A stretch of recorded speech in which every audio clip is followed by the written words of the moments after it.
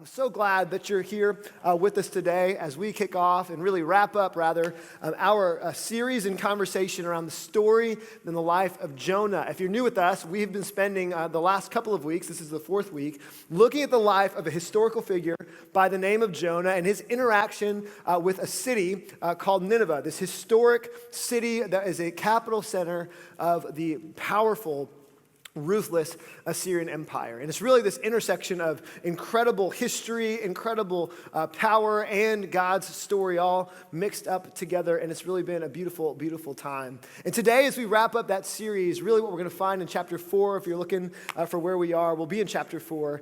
We're going to take a look at kind of really this vision and this picture of everything that we've learned in the last 3 chapters, but put with an exclamation point at the end. And so to kind of wrap us up, or to give us, kind of catch us all up to what we've been talking about, I want to remind you about what happened in chapter 3 in case you weren't there or weren't able to catch it online. We find that Jonah goes into the city of Nineveh. This was a new thing for him. First, chapter 1 and chapter 2, God tells him to go to Nineveh. Chapter 1, he runs. Chapter 2, he gets swallowed up by a fish, and he kind of admits that he should stop running from God. The fish spits him out. And then in chapter 3, we find him descending onto the city of Nineveh. And really, the story has 3 stages, and that's what we'll find. The first one is this, is that he comes and he brings this message saying, hey, if you don't change, if you don't acknowledge God as he is, God's wrath is going to come to this place. You've done too many wicked, horrible, and terrible things. And wicked, horrible, and terrible is a way to describe Assyria. I mean, the way in which they killed and murdered people, the way in which they sacrificed children and women. I mean, it was a vicious, vicious place with justice due them. So Jonah kind of expects that he's going to make this message, he's going to be the herald of this message, and then the whole city of Nineveh, they're going to get it, right? But that's not what happens. In fact, Nineveh repents. And the word repent simply means that they change their direction. They turn their face. Their face was away from God, and now they've turned their face towards God. And as a result of Nineveh's repentance, we find this, that God relents, that what was expected to happen in Nineveh, God withholds. So this is all going to rhyme. Nineveh repents, God relents. And so Jonah chapter 3 verse 10 reminds us of that. It says this, when God saw what they did and how they turned from their evil ways, he relented and did not bring on them the destruction he had threatened. Now, if I'm Jonah, this is where I end my story, all right? Think about Jonah's journey, right? Jonah hears from God. He says no. He runs the opposite direction. God grabs him by the collar, lovingly brings him back. Jonah goes and finally obeys God and what he said. He goes to share the message. The people of Nineveh repent. God relents. End of story. Run the credits, right? Like that's how you would end the story, right? That's how I would end the story personally, because when we get to Jonah chapter 4, we'll find that Jonah does not learn his lesson at all. And so I would have ended the story kind of like this. You ever read something in the Bible and thought, I would have rewritten that. If it were up to me, I would have done it a little bit different, you know? Or maybe you've watched a movie, maybe you're not a Bible person, maybe you've watched a movie before and thought, that needs a different ending, you know? It's kind of like every Will Smith movie. It's like so good until the end, you know? Like what happens at the end. So I want to give you my ending of the Jonah chapter 3 story, if I could. Jonah chapter 3, verse 11, the COV. That's the Collin Outerbridge version, in case you're wondering. This is how I would end the story, all right? Then Jonah started a church, right? Signed a peace treaty, no more war between the Assyrian Empire and Israel. Went on his cruise to Spain, right? Because how many would agree he needs some R&R after the mental trauma he has gone through, right? And the Israelites, and this is just for you, Lake Ninevites lived happily ever after. Don't you think that's great? So good. That's so good. If you're like, that's a terrible dad joke. It was Father's Day last week. Deal with it, all right? But that's not how the story ends. Instead, the story ends this way. But to Jonah, God's grace, God's kindness, his mercy, seemed very wrong, and he became angry. In fact, the word there for angry in the Hebrew is exceedingly angry. He was livid. He was full hot. He was lit. He was super, super, super angry. Angry emoji face times 10. That is Jonah. So this is what we learned last week. That Nineveh repents, God relents, and Jonah resents. You see, Jonah gets mad at God because God did not do what Jonah wanted him to do. Have you ever been there before? Have you ever gotten mad because God didn't do what you wanted him to do? God, I'm doing my best out here for you. Like, surely you can just answer the prayer. Like, God, I'm doing everything that you've asked me to do. Surely you can just give me the promotion. God, what else do I have to do to get you to do what I want you to do? I thought the way that this thing works is that I get a lamp, rub it, and a genie pops out, and there are 3 wishes. Again, Will Smith reference. I thought that's the way that this works, but it doesn't. And what I love about the story of Jonah is a not-so-feel-good, too close to home story of our rebellion and God's loving pursuit. That the story of Jonah isn't one that ends at Jonah chapter 3. It doesn't end and they all lived happily ever after. It doesn't end in the way that we expect it to end. It ends like real life. It ends with the ups and downs and the tensions of real, raw, human emotion and the struggle that I have and that we all have in trying to understand, God, what in the world are you doing? Because if I had your job description, if I was in the driver's seat, I would have done something different. Can you resonate with that? And that's the story of Jonah. Why was Jonah so upset with God?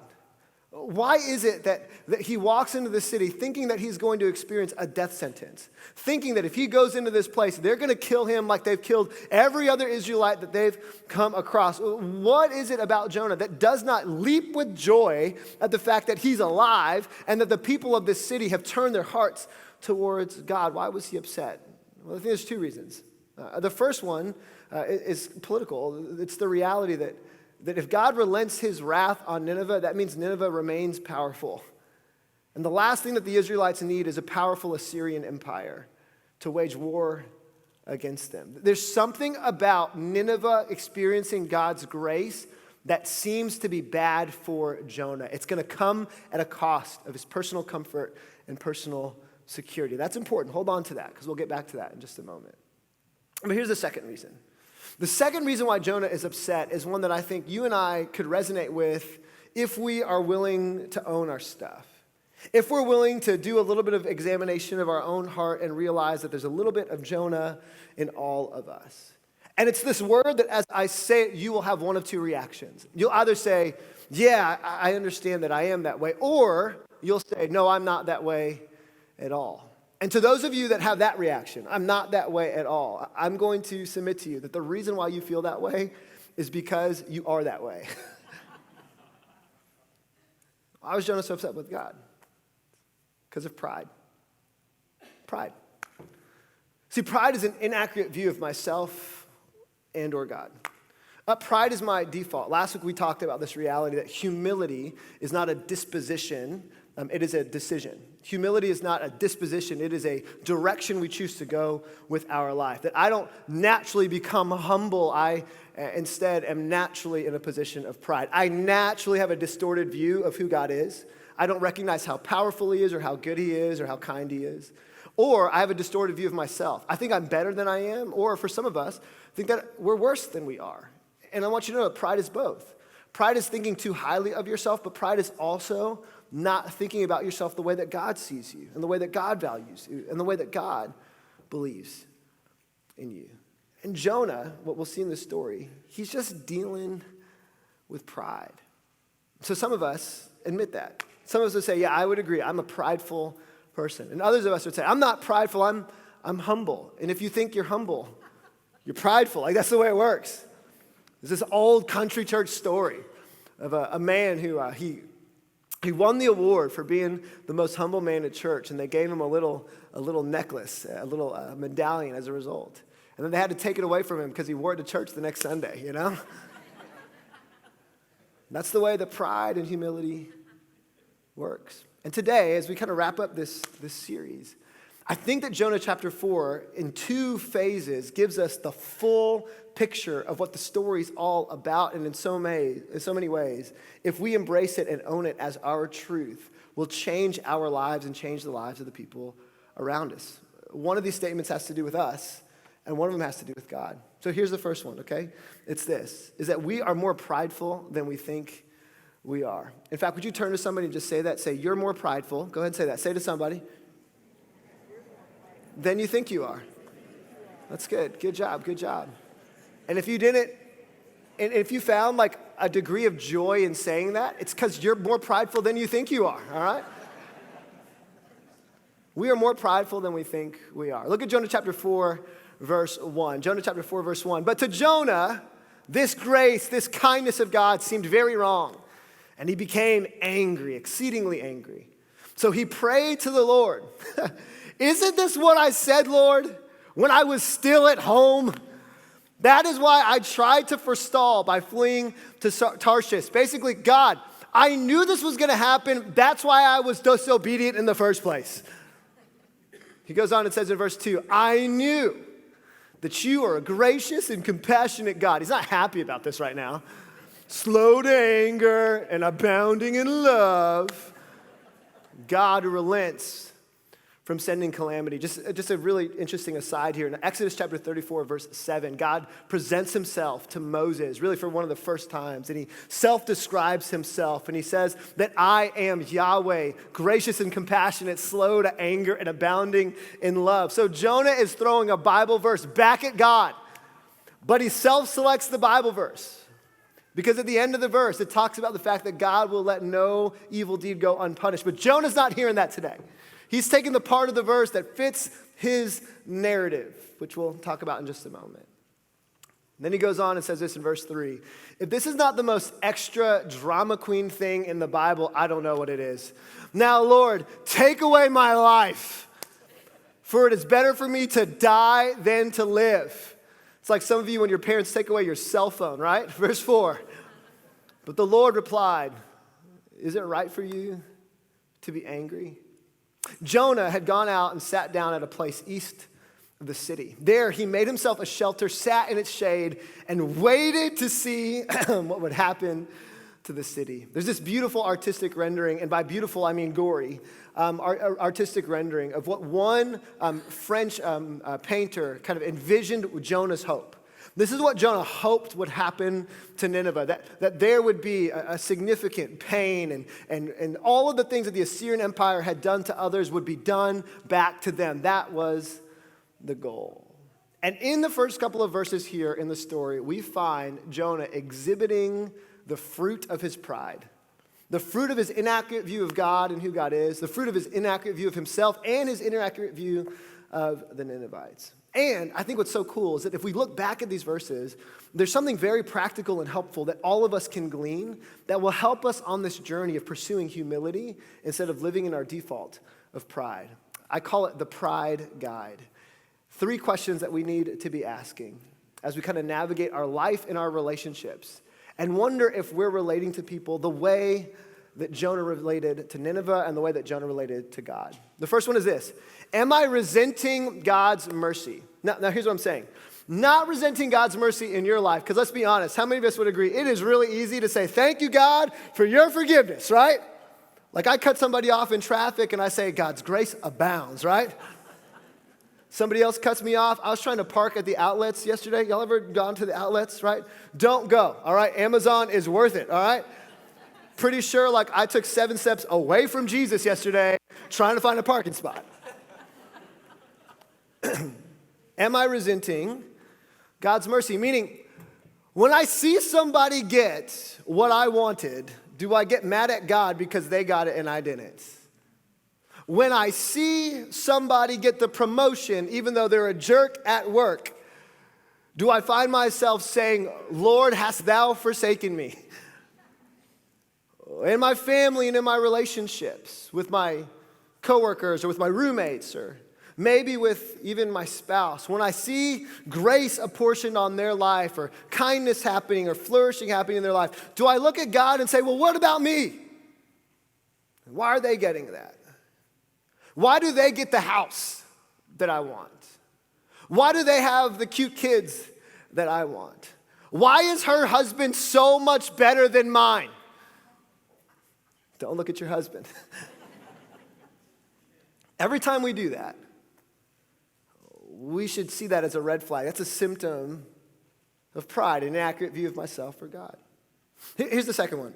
Am I rationalizing rebellion? Am I rationalizing rebellion. Now, here's why this one is interesting to me. In verse 2, if you go back, Jonah turns to God and he says, God, this is why I disobeyed you. Straight out. The reason why I didn't go to Nineveh is because I knew that you would do this. So the reason why I went to Joppa, the reason why I got in the boat, the reason why I went the opposite direction of what you asked me to do is I knew that when you asked me to do this and I would do it, eventually I would not get what I wanted and the Ninevites would be better off, and I don't like that. And so I feel that my rebellion is justified as a result. Do you rationalize your rebellion? Remember, we talked that rebellion is not this massive thing that we do that's opposite of what God has asked us to do. It's our small no's that lead to the big storms in our life. God, I'll give generously when my bank account looks this way, or when I get this job, or when I get the promotion. Am I rationalizing rebellion? God, I'll forgive them, but only when they say that they're sorry. Until they say sorry, ain't no forgiveness coming here. God, I'll serve when things work out in my life the way that I want them to be. God, I'll obey my parents if they just back off a little bit. And see, if we're not careful, we'll do exactly what Jonah did. Is that we'll decide like a Golden Corral buffet what parts of obedience we take and which ones we leave based upon what is convenient and comfortable for us. But friends, God did not die and send his son to die on our behalf so that he could be our co-pilot and our spiritual guide. Jesus came to be our king. Which means I say yes even when it doesn't make sense. I say, God, I don't know how in the world these things are going to work out, but I trust that your way is better than my way. Rebellion is when we choose our way over God's way. Do we rationalize rebellion? If you are, you're prideful. And here's the reason why you're prideful. In some way, shape, or form, you think that your way is better than God's. That you are the exception to the rule. As if God, who created the great framework for how we ought to live and flourish, wasn't thinking about you when he created it. He was thinking about all of us. He knows what's best for you. And he knows what's best for me. And here's the last one. Here's a good litmus test for you, kind of as you walk through your relationships. Am I still kind of craving revenge? I love that Jonah adds verse 5 into this. He goes out, right, and he builds a booth, and he kind of sits up looking over the city of Nineveh, and he's just kind of hoping that eventually this relenting season will be over, and he'll have a front row seat to seeing Nineveh get smacked, you know? It's like an ancient Facebook stalking process. Like, that's what he's doing right now. You know, when you've gone to that person that hurt you, or that back in, 92, or you hear about what happened, and there's a party that's kind of happy when things don't work out the way that they wanted it to for them. You kind of like it when a person who was kind of mean gets overlooked for the job promotion that they were going for. You kind of enjoy seeing people that have hurt you or wronged you kind of get knocked off a peg. See, if there's anything inside of us that kind of enjoys that kind of version or vision of seeing people in pain, is probably an indicator of something deeper inside of us. And we live in a world of comparison today, where all the more we experience that as we scroll through watching other people's stories and other people's lives, or we hear about certain things, and a part of us kind of finds some degree of joy that they got what they deserved. Could you imagine if you got what you deserved? What I love about this story is that God only says one thing to Jonah in these verses while he's freaking out, right? I mean, he's saying some pretty crazy, radical things. He wants to see the city burn. He's telling God to take his life. He's feeling all these things, right? He's yelling at God. He's angry at God. And all God says is it right for you to be angry? I love that in verse 2 it tells us that Jonah prayed. You see, the best thing Jonah did was he brought his unfiltered, honest anger to God. And I love that God doesn't rebuke him for it. Look here, this is important. Because some of us grew up in faith traditions where it wasn't okay to be real with God about how we felt. God is big enough for your doubt, and he's also big enough for your anger. He's big enough for your frustrations. He's big enough for the visceral, emotional reactions that you have, and he loves you too much to let you stay there. Not only are we more prideful than we think we are, but here's the second thing. Here's the good news, here's the turn, is that God pursues us more than we think he does. Look at this in verse 6. Then the Lord provided a leafy plant. We know what kind of plant this is, by the way. And made it grow up over Jonah to give shade for his head, to ease his discomfort. And look at this. Jonah was very happy about the plant. Again, Jonah, happy when it's working out for him, right? Angry when it's for somebody else. Interestingly enough, the plant that grows over Jonah's head is a ricinus plant. It's the plant that we get castor oil from. You guys ever tried castor oil before? Had that, right? Terrible, right? But it also is incredibly healing quality. And castor oil had been around since 1500 BC, so about 900 years before the story of Jonah even occurs. And so it was popular during that time to use it as a healing balm. And I find it interesting that the plant that God allows to grow over Jonah to give him shade is the plant that would ultimately be one that not only brings physical healing, but also would be a sign of God's healing internally that Jonah is about to experience. See, Jonah was happy when God's patience was better for him. You'll find this verse multiple times, this phrase in the text. But he was angry when it was better for them. Is it not God's kindness and mercy that allows Jonah to have a shaded tree so that he can rest? And is it not God's mercy that he relented from the Ninevites? Is it not God's mercy that when Jonah says no and the fierce storm comes and he gets thrown overboard and he's sinking into the water, that God would save Jonah? Isn't it interesting that Jonah is perfectly fine with God's compassion as long as it's for him? But the moment it's given in the same way to somebody he doesn't like or he doesn't think deserves it, he has a different approach. Verse 7. But at dawn the next day, this plant is about to become an illustration. But at dawn the next day, God provided a worm which chewed the plant so that it withered. And when the sun rose, God provided a scorching east wind, and the sun blazed on Jonah's head so that he grew faint. He wanted to die and said, "It would be better for me to die than to live." Like, calm it down, Jonah. But God said to Jonah, "Is it right for you to be angry about this plant?" "It is," he said, "and I'm so angry, I wish I were dead." Guy needs a therapist. Verse 10, but the Lord said, "You've been concerned," pay attention to this word, "you've been concerned about this plant, though you did not tend it or make it grow. It sprang up overnight and died overnight." Meaning, Jonah, you feel a certain sense of emotion towards this plant, and you had nothing to do with it. You didn't create it. You didn't breathe it into existence. You didn't cultivate the world in which it exists. But why are you so passionate about this? And he uses this plant as a metaphor and illustration in verse 11. He says this, "And should I not? Should I not have concern for the great city of Nineveh, in which there are more than 120,000 people who cannot tell their right hand from their left, and also many animals?"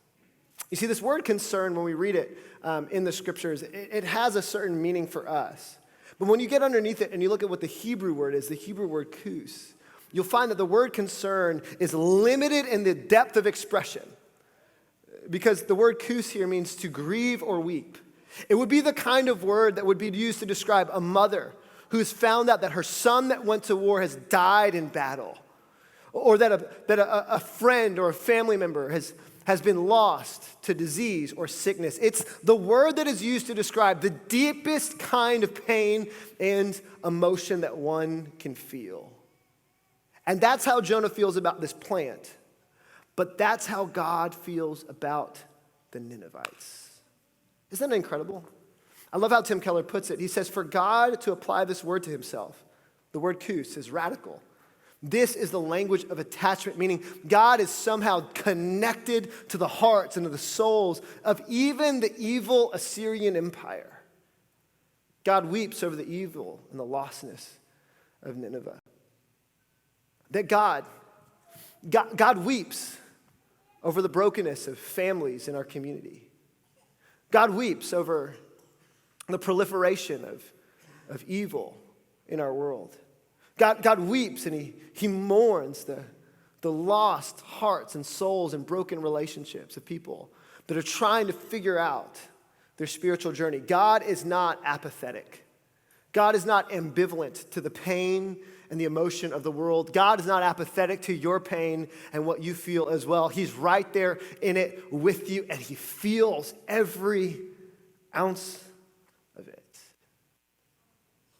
And so God would look at Jonah, and he'd say, Jonah, you're so upset about this plant, but why are you not upset about these people? Jonah, there are 120,000 people there who don't know their left hand from their right. Two interpretations of that text. The first one is this, is that God is saying very much like what he would say later on in Luke when Jesus would die on a cross, saying, Father, forgive them, they know not what they do. That the people of Nineveh have not experienced God in a way, they have not experienced truth in a way where they don't even know what right from wrong is. Jonah, why are you trying to treat them like people that know? Or in modern terms, Christian, why are you trying to expect people that are not Christians to act like Christians?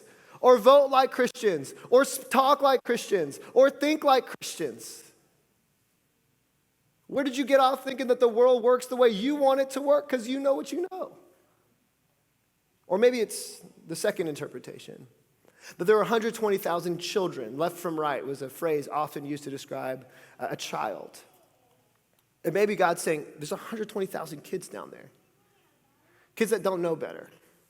Kids that if I do what you want me to do, Jonah, to that city, are not going to know me, experience me, and are going to deal with the pain caused by others.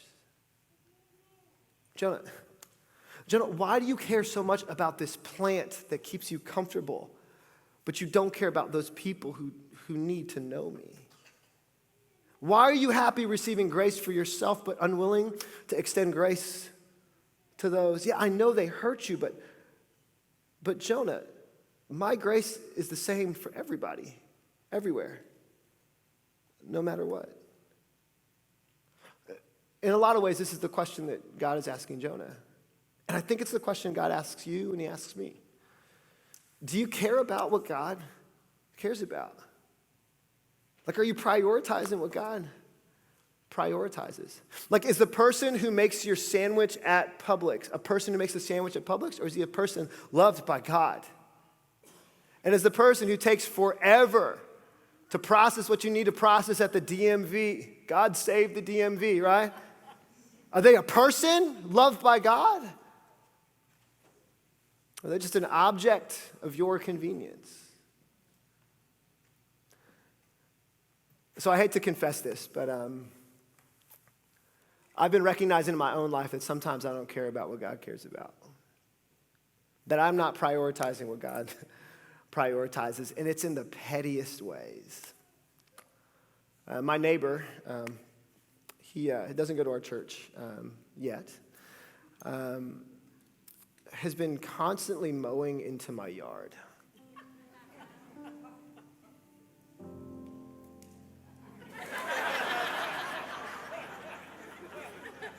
Yeah.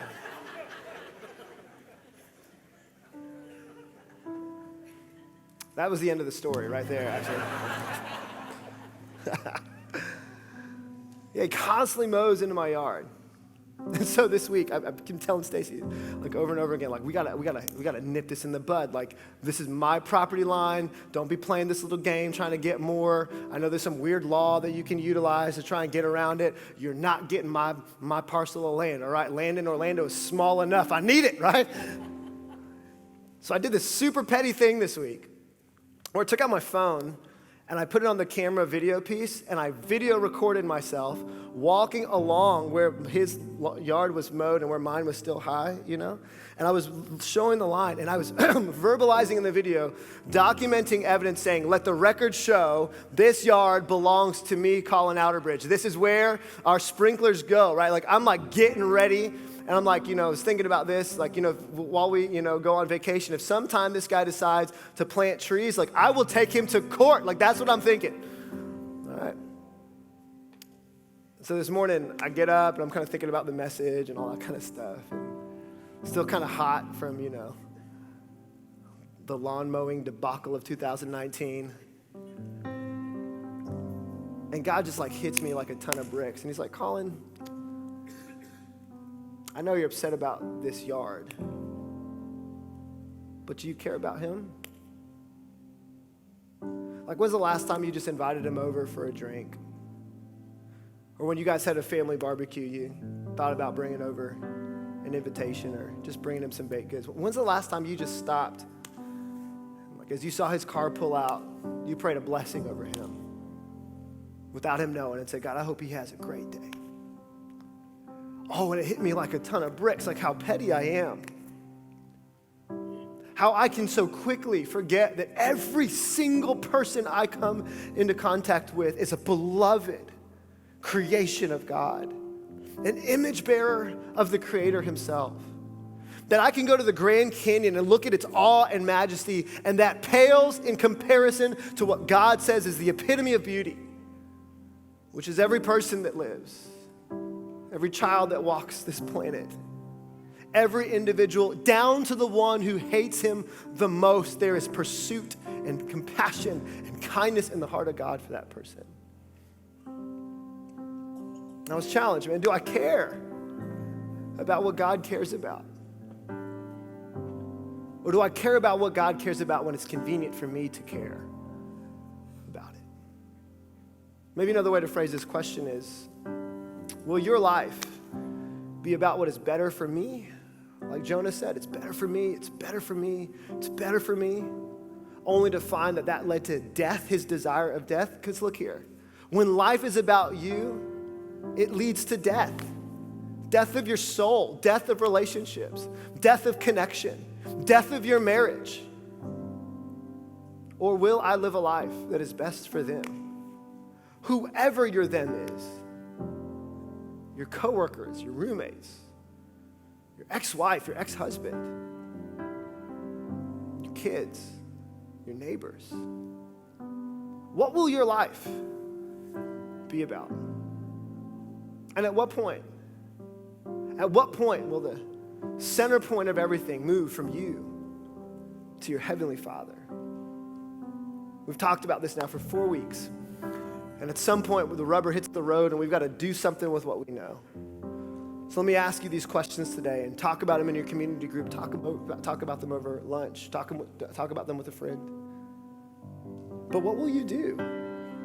What will you do for them? When will you move to forgiveness? When will you move to give? When will you move to serve? Because God has said, go to your Nineveh. Go to them.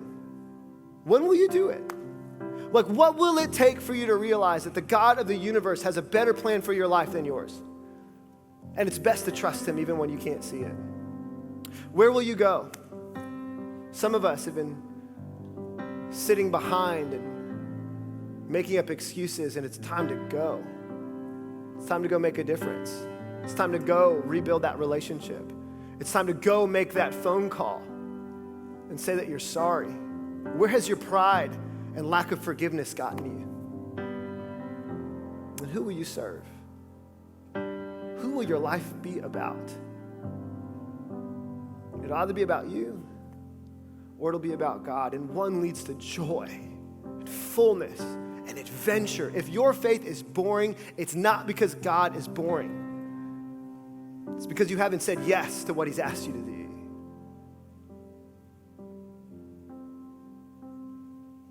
So in a couple of weeks, we're going to make this really easy for you to put all of what we've learned in our Jonah series into practice by jumping into Summer Serve Day. This may not be your way, it may not be every way, but this is an easy next step. And our church is all about helping you take next steps. An easy next step for you to tangibly live out what it looks like to be for them, to be for Nona, to be for the children at the Central Florida Children's Home, to be for North Lake Park and the Lake Nona YMCA, and not just see this place as a place that you attend on church, but a place that we exist to bring blessing and goodness and grace and kindness to be there for single moms and women who are trying to make difficult decisions about what they're going to do with the child that's in their body by serving at Choices Women's Clinic. Will you serve? Will you go? Will you make a difference? Will you be for your community? Some of us need to take that next step and simply mark it on our Connect card, drop it off, sign up online, registration is open, and let's make a difference in our community. Let's not go to church on July 7th. Let's go be the church out in our cities. But for others of us, it just looks like waving the white flag today and saying, God, I'm done doing it my way. I'm done doing finances my way. I'm done doing relationships my way. I'm done doing forgiveness my way. I'm done doing friendship my way. God, I want to do it your way because your way is the best way, and it's really the only way that will lead to joy. What I find interesting throughout this story, if you start from chapter 1 and look through the end, is that Jonah's joy was always contingent on God doing Jonah's will. He was happy when God did it his way. He was angry when God didn't.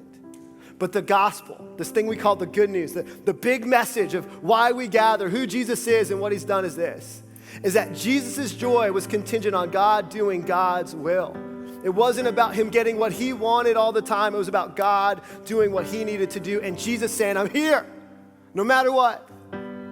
Even if it meant death on a cross, an innocent man murdered for our behalf.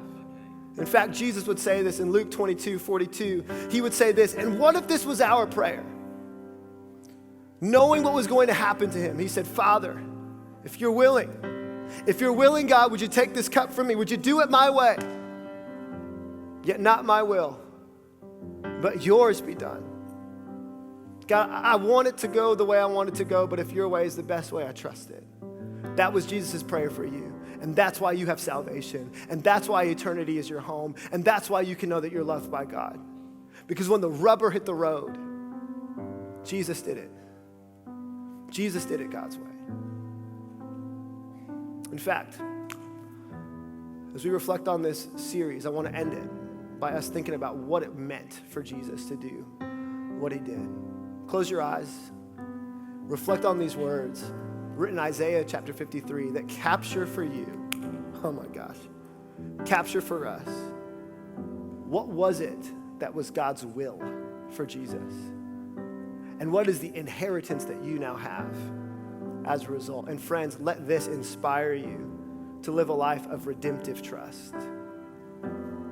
He was oppressed and treated harshly, yet he never said a word. Jesus was led like a lamb to the slaughter. And as a sheep is silent before the shearers, Jesus did not open his mouth. Unjustly condemned, Jesus was led away. And no one cared that he died without descendants, that his life was cut short in midstream. But Jesus was struck down for the rebellion of his people. He had done no wrong and had never deceived anyone, but Jesus was buried like a criminal. He was put in a rich man's grave, and it was the Lord's will to crush him and cause him grief. Look at me. He was crushed for your freedom. He was wounded for your healing. He was murdered so that you could have life. And he defeated death 3 days later as a stake in the ground and a declaration to all of humanity to say, I love you this much. This is how far I'm willing to go to bring you into my family and to call you my child. So when God asks us to go, we've got three choices. We can run in rebellion like Jonah did. We can be resentful in our obedience like Jonah was, or we can trust him and say, God, I don't know how this ends up, but I trust you know. I don't know how this works for my good, but I believe it will, because you've dealt with the greatest need I've ever had. And if you can take care of my greatest need, surely you'll take care of this. So here I am. I trust you because your mercy triumphs over judgment, and you've always been a good father. Today's the day. Surrender. Allow your need. Allow me to give you the joy that your heart desperately needs.